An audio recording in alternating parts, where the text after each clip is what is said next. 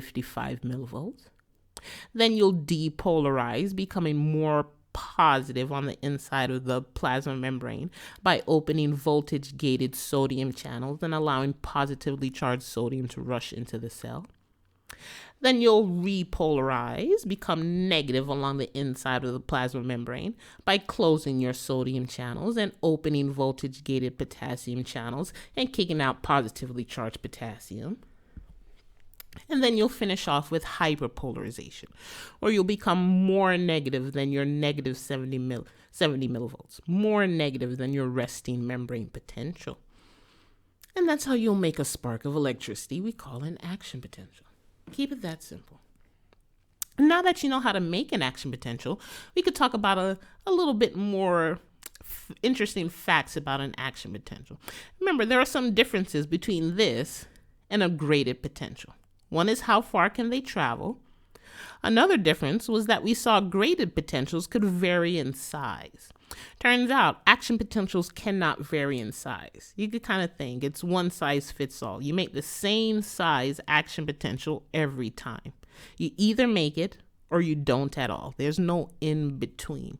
And so it's very important to do that first step of making the action potential. It's very important to reach threshold, to reach that negative 55 millivolts. Because if you don't, well, you're not going to make the action potential because it needs to be long enough. It needs to be big enough to make that long travel down the axon.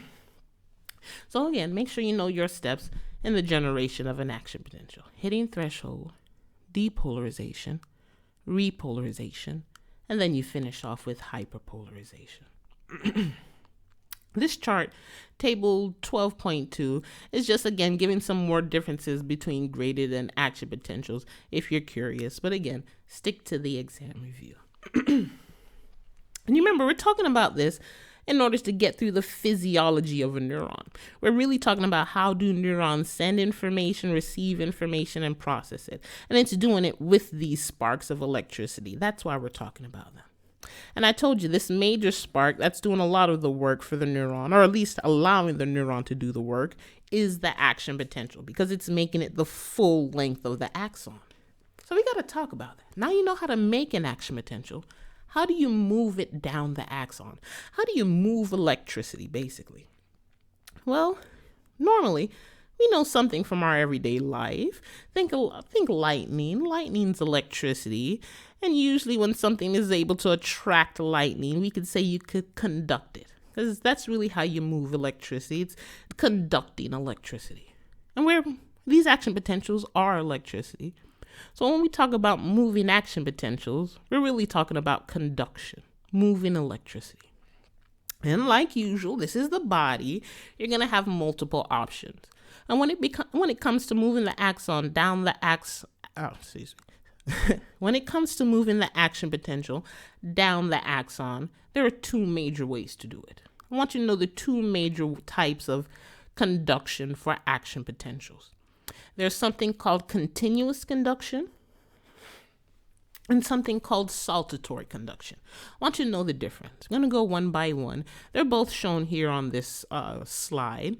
Over onto the left, labeled on the A column, that's continuous conduction. And over on the B side, you see on the right side is the B side, is saltatory conduction. And right off the bat, when you compare the right side pictures to the left side pictures, you're looking at a neuron. And you're looking at the action potential travel down the axon of the neuron. But you notice a difference between the right side and the left side right away. If you look at the neurons on the right side, it looks like there's these little red boxes kind of circled around the axon. Oh, those aren't red boxes. Those are representations of myelin. Now, you remember, some neurons have that fatty myelin wrapped around it, and I mentioned it's helping to send the action potential faster. It has something to do with conduction. Turns out in saltatory conduction is what you see in neurons that have myelin. Saltatory conduction occurs in myelinated neurons, while continuous conduction occurs in unmyelinated neurons. It occurs in neurons that do not have myelin. That's why when you look over at the image to the left, you do not see those little red boxes because there is no myelin involved in continuous conduction. It occurs in unmyelinated neurons. So that's one difference, is who does which. Myelinated neurons do saltatory conduction. Unmyelinated neurons do continuous conduction. Then how do they occur? Let's go through saltatory conduction first.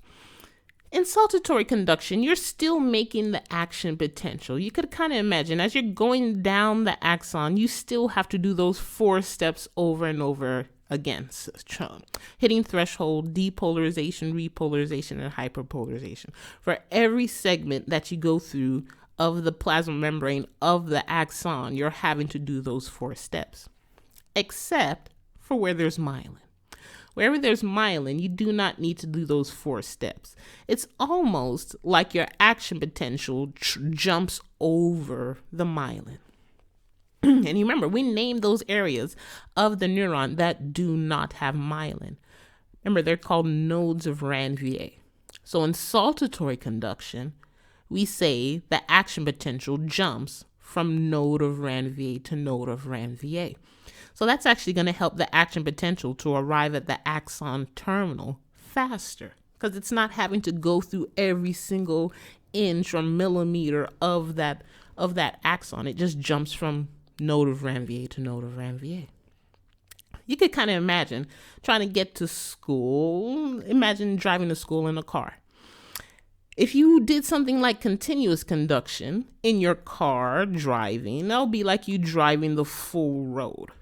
But if you were doing something similar to saltatory conduction, that would be like you jumping from intersection to intersection. You don't have to drive the full length of the road. You're hopping from intersection to intersection, almost like the action potential jumps from node of Ranvier to node of Ranvier. So you're going to get to the end or to your destination faster. So we say saltatory conduction is faster than continuous conduction. Why? The action potential jumps from node of Ranvier to node of Ranvier. This is different for continuous conduction.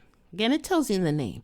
It's called continuous because you have to continuously go through all 4 of those steps for every single part of the axon. Why? Because you don't have any myelin to jump over. So it has to hit threshold, depolarize, repolarize, and hyperpolarize for every single part of the axon in continuous conduction. And that's going to take a while. So continuous conduction goes really slow, or at least slower than saltatory conduction. So again, like usual, keep it simple. Saltatory conduction is faster. It occurs in myelinated neurons, and the action potential jumps from node of Ranvier to node of Ranvier. Keep it that simple. And in continuous conduction, you have to continuously do your 4 steps of action potential generation for the full length of the axon. You cannot skip any portion. And this will occur a little bit slower. And this is what happens in unmyelinated neurons. That's it. That's continuous and saltatory conduction. Now you know kind of how you're sending the spark of electricity, the action potential, down the axon. And now that we know how it occurs, we could complicate it a little bit. Like usual, a lot of things in your body can get influenced by other things. So there are some factors that have a say on how fast you could send your action potential. I want you to know these 3 factors that have a say or an influence on how fast you could send your action potential. We're talking about action potential propagation, meaning how fast can you move it. And it's just 3 things. One of them is the size of the axon, the diameter. Another one is whether or not you have myelin. The amount of myelination is basically saying how much myelin do you have it, and temperature. And like usual, you know one of the answers, or at least 2 of the answers already. But you got to think, one of the answers way back from when we did chemistry. Way back from when we talked about chemical reactions. Remember, at one level, your chemical level, you're just a whole bunch of chemical reactions occurring. And you remember, chemical reactions have a speed, and speed could be affected by temperature. Remember, fast or high temperatures make reactions go fast, and low temperatures make reactions go slow. So think of moving or generating action potentials as a chemical reaction. You know the answer already.